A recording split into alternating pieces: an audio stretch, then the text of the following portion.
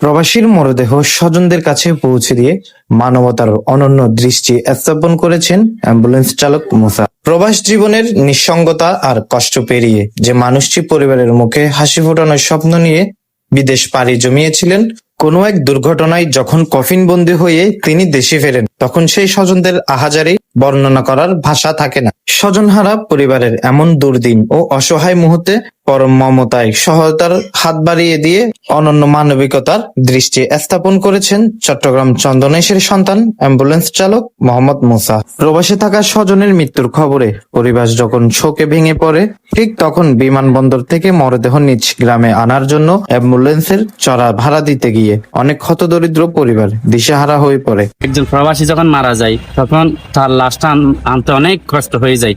তার পারিবারিক সবাই তার এই বড় লোক না, যারা গরিব মানুষ তারা তো আনতে পারে না, অনেক টাকা খরচ হয়।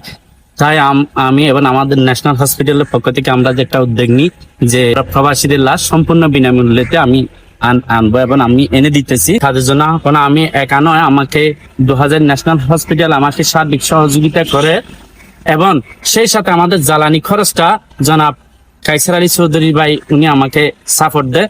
সেই সাথে আমি এই কাজটা করার সুযোগ পেয়ে আমি নিজেকে অনেক ধন্য মনে করি। স্বজনদের এই চরম অসহায়ত্ব নাড়া দেয় মুসার হৃদয়কে। সেই অনুভূতি থেকেই তিনি এগিয়ে আসেন অ্যাম্বুলেন্স নিয়ে।